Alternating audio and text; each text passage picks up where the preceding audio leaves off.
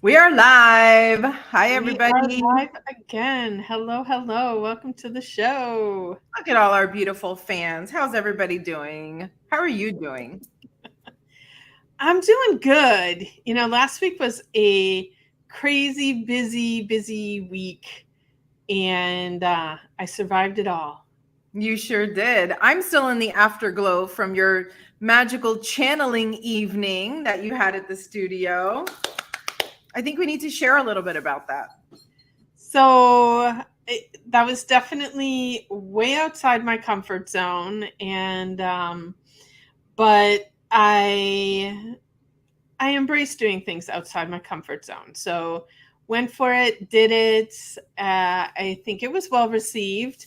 Uh, what Definitely. stood out for you from the event, Graciela? Well, I'm going to tell you that. But first, can you explain to people that might be listening and don't know what that means? Can you just give a little descriptor and tell our audience what that means? Like, what did that event look And channeling can look differently for different people. A lot of people are familiar with Esther Hicks, who channels Abraham, and Abraham kind of comes and takes over her body and speaks through her to her audience.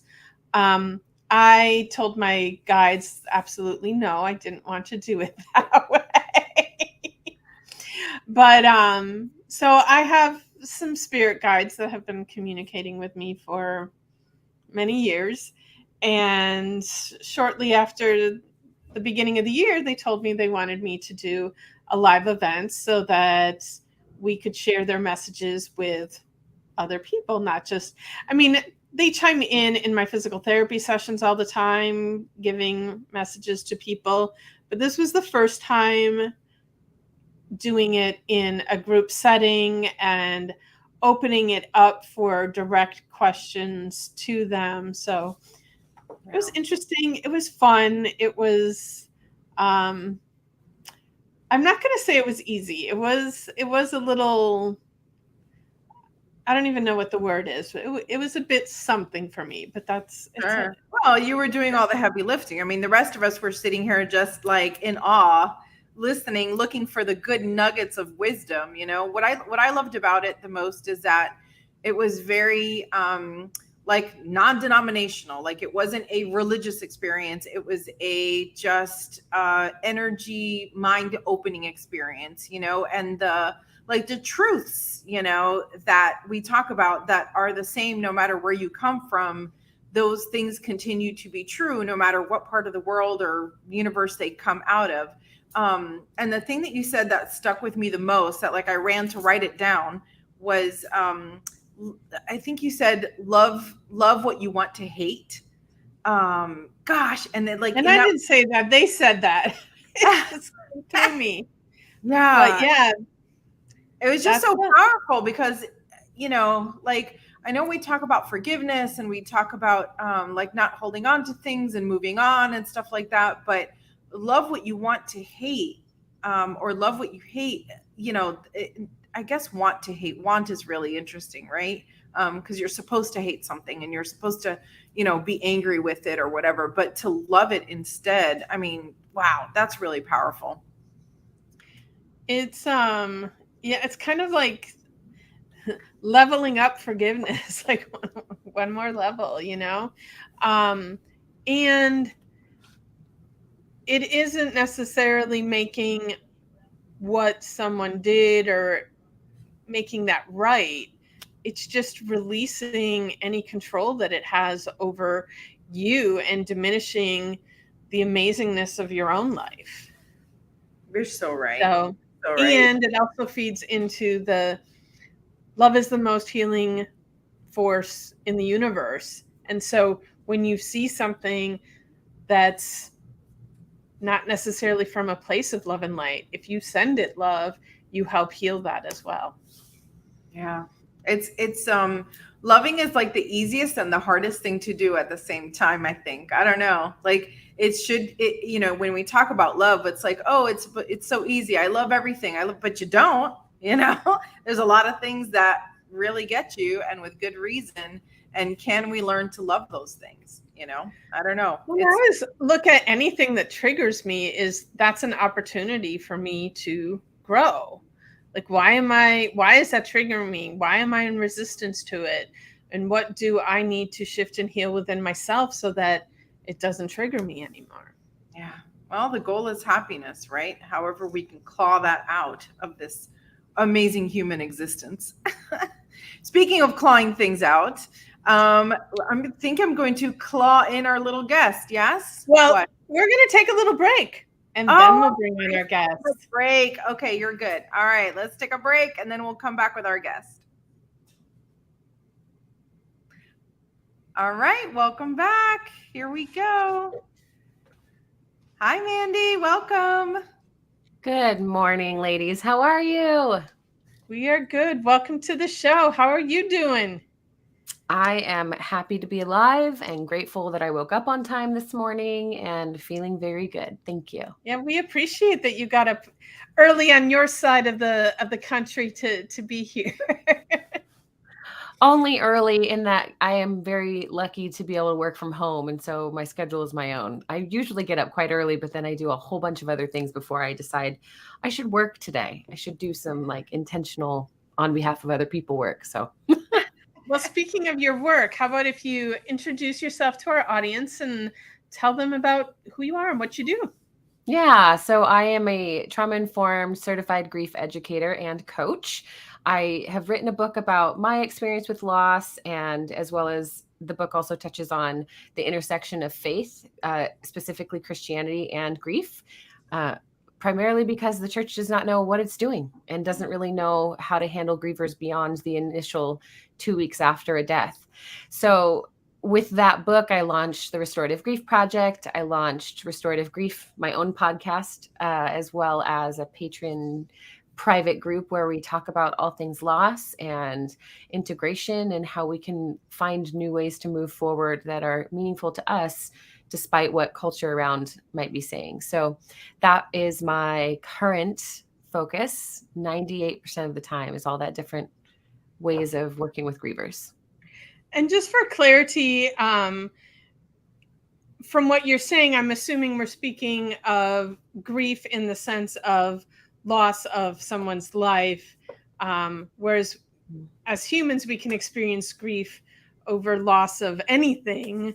It could be loss of a job or loss of, I don't know, identity, anything. But I'm assuming that we're talking about loss of someone's life. Well, bereavement and death is associated with death of a human being or a person. Grief is, like you said, it's attached to over like 40 or 50 different individual ideals. So missed expectations, a relationship change, a move, a misunderstanding, all of those different things activate grief in our lives in ways we've just normalized and kind of compartmentalized, get through and move on. But my work really centers on helping people recognize the value of metabolizing grief through their whole self, their mind, heart, body, and spirit.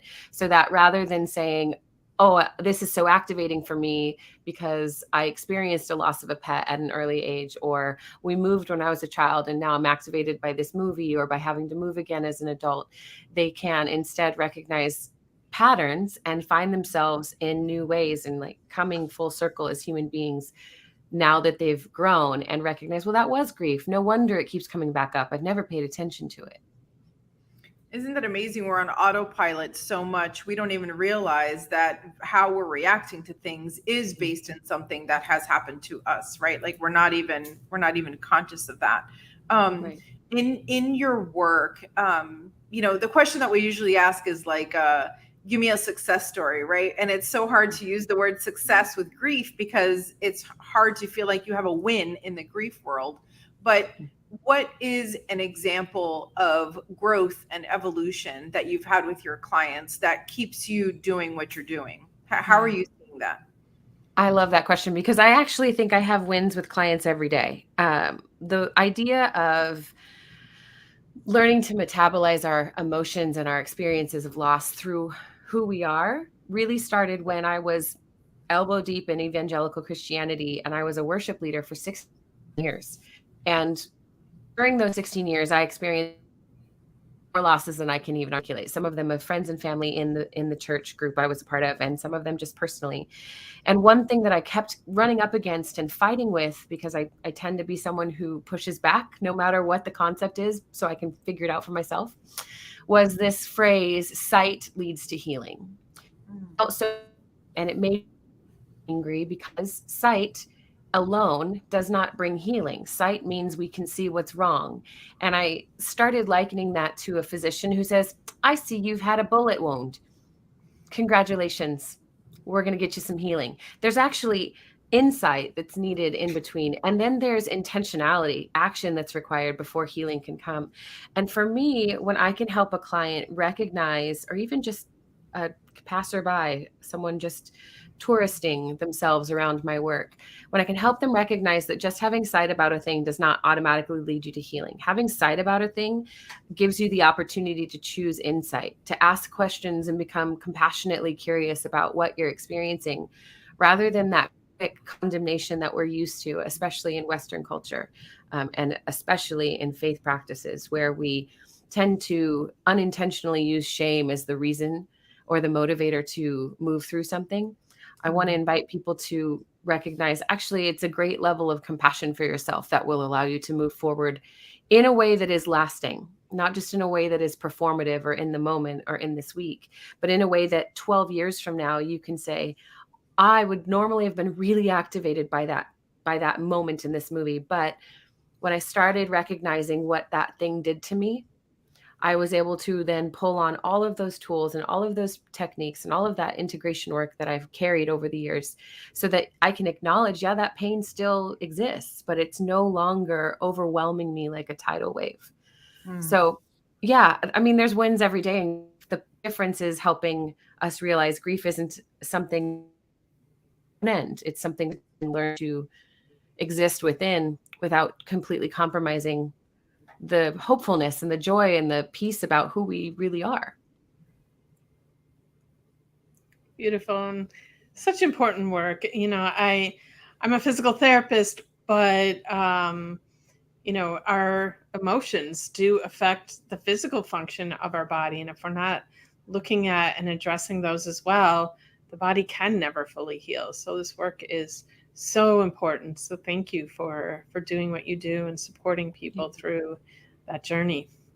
Yeah, I'm actually right now going through a certification program for somatic embodiment attachment therapy, because that work has always been so easily detached from the grief process. And as a PT, you would know, right? People do not pay attention to or recognize clues coming from their body.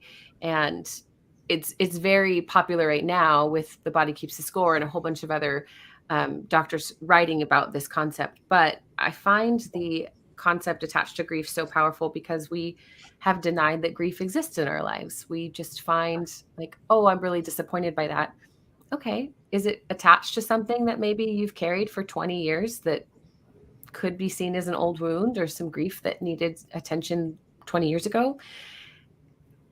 So the somatic approach for me is so grounding, because we have this one life, and breath work can be really activating for people. And so when it's available and being able to use it, that's great. But there have to be other ways beyond breath work, I think. And with somatic work, I believe that it's not just breath work, which is great. So because a lot of people are very activated when you say, hey, take a deep breath, and or let's do some, they're like, well, I was almost drowned as a child. You know, there's always something that comes along that interrupts this programming that a lot of coaches put into the world. So I really pride myself on being someone who says, well, I don't have any programs, but I am very intent on creating for you and with you, like co-creating what is meaningful and what genuinely shows up for you in your grief process, because that's more important than making, you know, $50 on an online course or something like that. Yes. All right. Because we're all about women uplifting women. We're always curious, what is one piece of advice you got from another woman that has impacted your life greatly? I have a friend of mine who asks me all the time, why are you listening to that? I have a tendency to be very I love to collect input, and I love to, like I said earlier, push back on things that don't seem quite right. But speaking of old wounds, little me really needed validation, really needed affirming that I was on the right path, that I was doing the right thing, that I was really living my life above reproach. So people would see me and say, yeah, well done. And a lot of that is definitely programming from faith practices over the years that needed me as a leader to be someone people would listen to. And so this woman constantly asking me, I mean, every time I see them, will say, well, why are you listening to them? And it's not a criticism. It's a question for me to like sit with. Why am I listening to that? Do they have permission to direct my life? Do I value their opinion because they also affirm what I'm doing and who I am and where I'm going? And it's given me incredible freedom to recognize, oh, let them talk. I don't need to listen to them, or they're not actually talking to me. I'm just centering myself in their narrative because it feels familiar, but it's honestly a wound that really just keeps derailing me from the path I'm on. And so that's one of my favorite current pieces of advice. It's a really good point of awareness, right? Where you kind of just do a little quick stop and check in with yourself, right? I mean, so much we don't even realize half the things that we're feeling, and that we're the one giving it power, right? Because if someone were to do a drive-by and yell something out the window, you wouldn't give it any purpose, any power at all, right? But in a different circumstances, you do. So how do we make that distinction? And it's all within us, right? It's all coming from us, one way or the other. I think that we fail to grasp the incredible ability that we have to create the life that we want, like in every way, in every aspect, everything, right? Like we really can, there's memes about it now that it's like, I could be living, in a tree off the grid, but instead I'm sitting here paying my bills, right? Like we really do have an unending amount of freedom, limitless, right? And the fact that, sometimes we accidentally give away our power and give power to those types of statements. It's just really interesting. It's interesting that it takes an awareness, It does. There's this great concept. I can't remember who developed it, but it's a positive psychology concept that stays away from, I guess I'll just give you a disclaimer, is I'm very, very careful around positivity because toxic positivity is really, really rampant in grief work. People get really inspired by their own stories and go into the work and try to purpose out of pain people to death, so I'm very cautious when I even approach positive psychology, just because the pop culture version of it is very distorted. But that said, there's this great map of consciousness. It's like an upward spiral. And it talks about how the energy levels that you're functioning within, like the energetic frequency that you're within, is the highest energetic frequency is enlightenment and peace, and the lowest is apathy, shame, and guilt. And grief is right above, like grief, fear, and desire are like right above apathy, shame, and guilt. And as you say that, I think about how the way I was raised culturally within faith practices was spoken that there was a lot higher energetic frequency, and that obviously was not the language used, but this idea that we move out of love for others, out of love for self, out of love for our faith practice, out of love for God. But the reality was that there was a lot of shame being used and guilt being used to drive change in who we were and how we were showing up on behalf of others, or are we not showing up on behalf of others enough? And it traumatized me in a way that, even as this person now who is educated and articulate, and I love that I misspoke on articulate. That is so Oh, look at you just being a real person. It's amazing. I'm going to put that in my pocket right now as a little human moment to come back to, because that's so funny.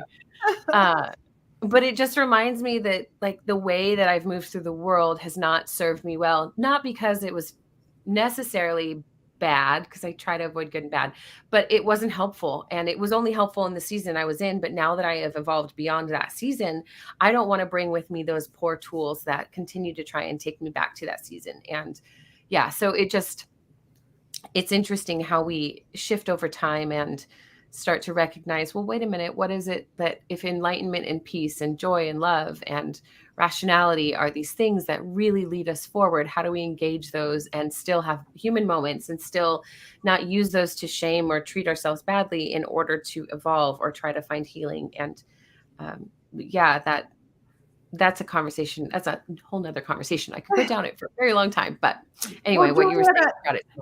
Julieta and I recently were having the conversation about what does it mean to live a fully authentic life. And we were, kind of tossing around the word joy. And then we kind of tossed it out because joy is only a portion of the human experience. It is not the definition of the human experience, right? So being joyful is wonderful, but it's also just as valid to be sad. It's just as valid to feel all the feelings, even the ones that don't, get Hallmark greeting cards. It sounds like you've done lots of homework. And I want to ask you, because in my world here, I'm building a library. This is my mission in life. And so what is a book that you've read that you wish all goddesses would read? What would you recommend? This is a very loaded question. I'm going to assume you mean fiction or nonfiction over fiction, right? It can mean whatever you want it to mean. What is a book that just you think everyone should read? I mean, my book, obviously, actually, that's not true. It can't be true. I will say I actually discourage people with like religious trauma not to read my book because it has that framework all the time. So it's not my book. I just read like 100 books a year, but I will pick one that I love so much that I have right here called The Space Between Us. It's a John O'Donohue collection of blessings, or to bless the space between us, because it is they're just written like short poems.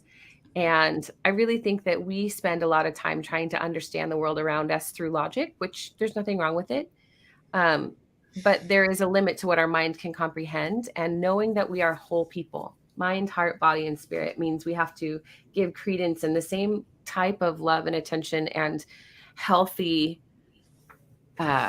support to each part of us. And for that one, for me, it allows my mind to take a break and to let my spirit not take the front seat, but to express itself and to feel relief in a way that does not have a religion attached to it. I think that, kind of just going off of the shame thing, there's so many things that we've put on ourselves or tried to do to refine or build up our spirit or mature our experience of the world, mature our religious show up, whatever it is. And it can be really to our detriment because we're not recognizing our tendency in the West to perform at the same time. And what I learned about myself over the last 20 years is that performance is the one thing that leaves me completely empty. It's not about the authentic life for me, actually, because I think that word has been hijacked in a lot of ways. I think I want to be authentic, but I want to be authentic to what I actually want. And I don't always know what I want. So for sometimes being authentic, just be like, I don't know, but I'm just going to let them talk. I have no idea. But that book has been really encouraging for me. There are days when I can sit back and he was an Irish Catholic theologian, I think. But that doesn't even matter. It's similar to like the Rumi poetry for me. It just allows me to soften in places where I want to have answers and control.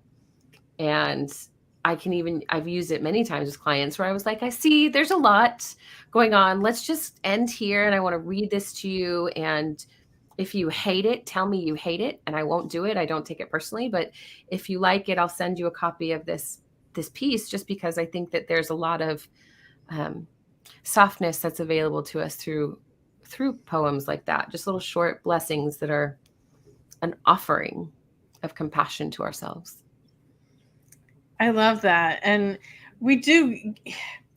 we're so caught up in this 3D that we're human, and as humans we have to do all these things, and we're not. We're the soul inhabiting this meat sack, and the more we can connect with the soul and realize like so much of what we are doing as human is just ridiculousness, and being able to be free of that and let that go is such a gift. Yeah, that performative nature has to drop off so that we can really integrate the reality of like who is me? Who is Mandy? Who am I in my deepest parts that are really want attention, that want to be part of the whole? And how do I honor that whole self without just becoming hyper focused? Because that's what we're good at. We're hyper focused on health, on wellness, on physical wellness, on activities, or hyper focused on what we're eating or the things that we're reading or the concepts. And to be fair, we need to pick like one road to run down at a time. But if we can bring it back into connecting it back to the whole and acknowledge the parts of us that don't make sense or that are disparate or that have bigger pain points and bring some compassion to them, it really allows us, like you said, to acknowledge like, yeah, the body matters. It's so crucial. But at the end of the day, it's just as ephemeral as everything else. What is lasting? What is important? Not what is legacy in this world, because I think we can get a little obsessed about legacy as well. But what is the lasting impact that I have as an energetic being who, I don't know about you guys, but every time I think about the fact that I'm like, I'm just vibrating energy that happens to have sentience. This is so wild. My brain, what? Like it just turns off because I can't function. It's so astounding to me that we, like you said, have just minimized ourselves, our being, down to a set of instructions and tasks that we have to accomplish when, you know, the people who are probably freest in the world might have a routine that they stick to, but what they really stick to is this experience of self. They're people who are willing to like say, none of what we're focused on, at least in the West, matters. None of what we are obsessed with learning really has lasting impact. It's going to influence maybe who we are today. But if we don't integrate it, it's just an episode of a sitcom. It's done and we move on from it. Powerful. I feel like this whole episode here is just full of like powerful and I hope our listeners are enjoying what they get to take away from this. Our next question for you, Mandy, is, we all have to, well, we don't have to, we take risks sometimes and make choices that might be exciting and scary at the same time, and we don't know what the outcome's going to be. But what is something that you've done that you know you will never regret?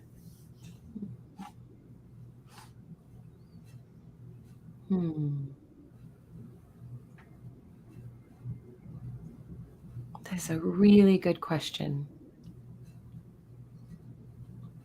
I think I will never regret becoming a mom. We had a lot, and that sounds funny because, like, who would regret becoming a parent? Plenty of people. But we had a lot of fertility issues in our marriage. We've been together for 16 years now, and our child is 8. And for probably 4 or 5 years, we were trying to become pregnant and couldn't. And so she was a miracle / surprise. We were totally shocked. And despite having a really easy pregnancy, I was really anxious the whole time because of all of the things leading up to it. So in the aftermath, I don't know how many miscarriages I've had. I don't know. I know I've had some since. It just has been something that has been such a source of pain anytime it's brought up, even with my child constantly asking for siblings as they do. And me trying to explain, like, listen, siblings are really not overrated, but like at your age, they're not what you think they will be. It's not built-in best friends. It is hard. And you're a lot older than any child would be anyway. But I think I won't regret it, not because now that we have a child and things are like fine, right? I never saw myself as someone who only had one child and then focused on career. I saw myself when I was younger as a mom of like 5 or 6 with this huge home that everyone would come back to 25 years later with their own families, and every holiday, like I had the quintessential huge family American dream. And as I realized that wasn't happening, I really had to wrestle with, well, did I want to be a mom at all? Or did I just want what I thought was meaningful as a parent? And that's not to say anything about my daughter. She's cooler than I am. She's smarter than I am. She's someone that I cannot like get enough of. But I still would have moments where I'm like, well, is this what I wanted?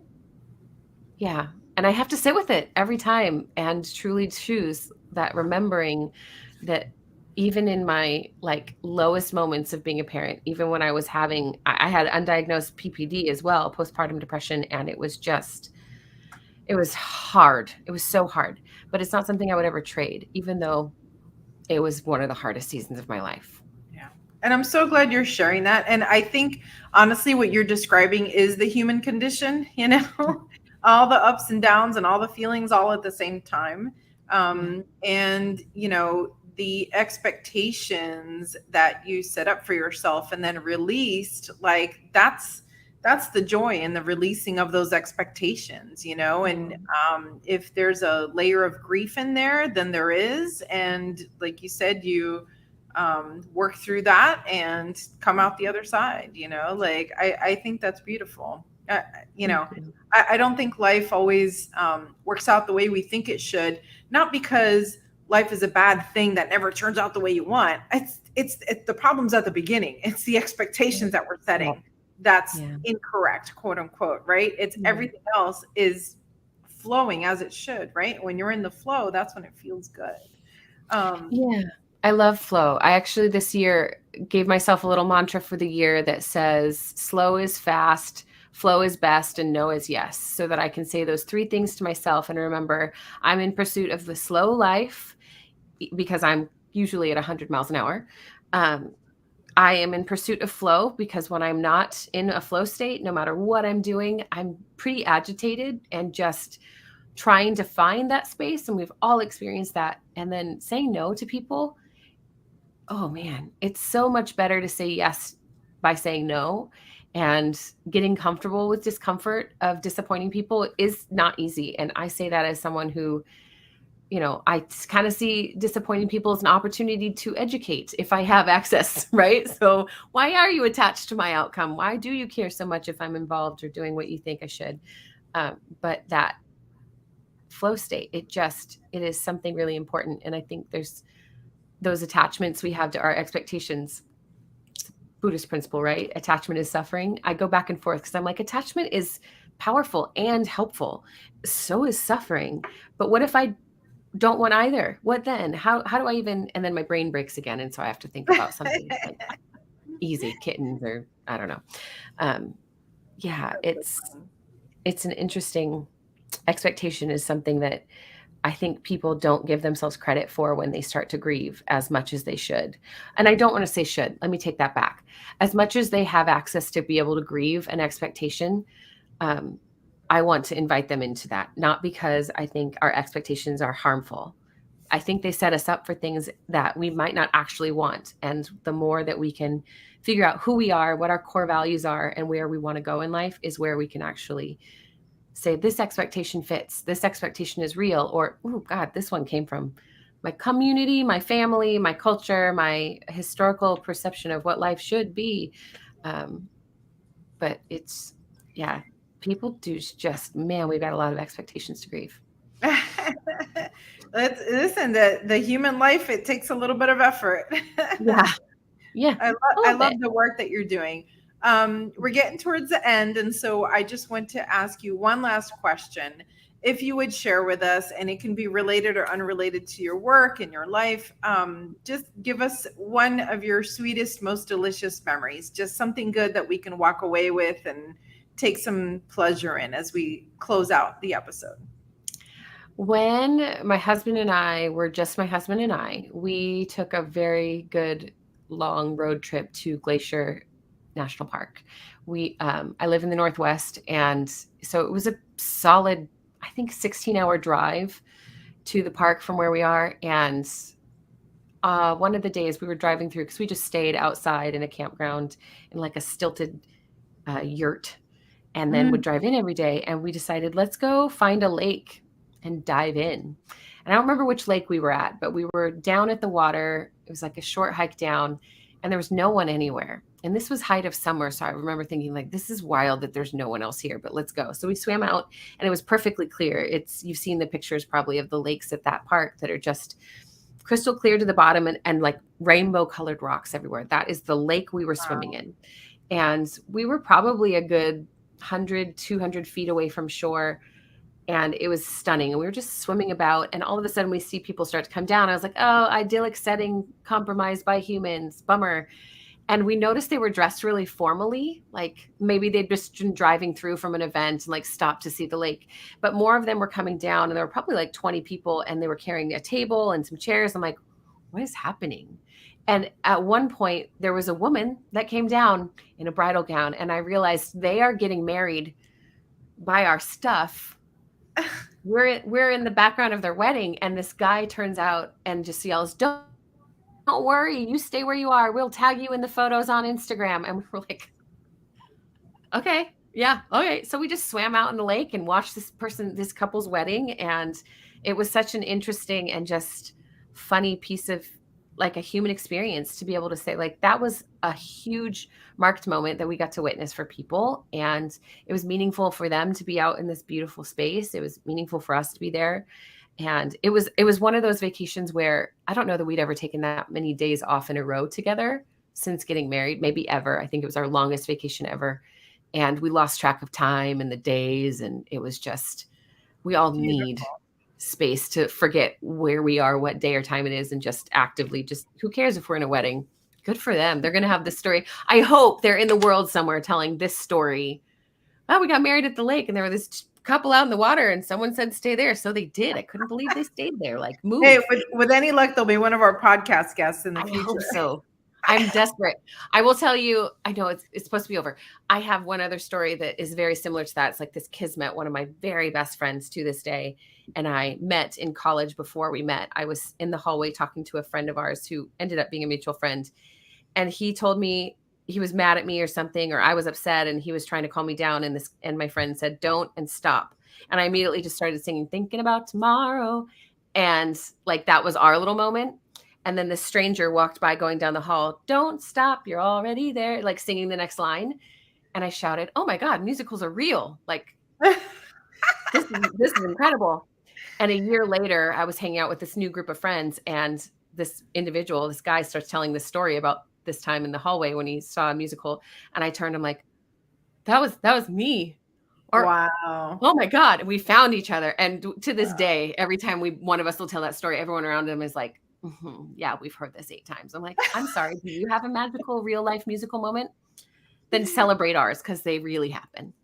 That's beautiful. Anyway, I hope I do find that couple. I hope they're still together. I hope they like swimming. Anyway. Oh, that's awesome.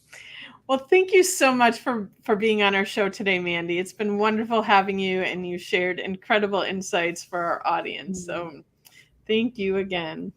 Yeah, so many good juicy nuggets today. Thank you. All right, listeners, we love you. We'll see you soon. Bye.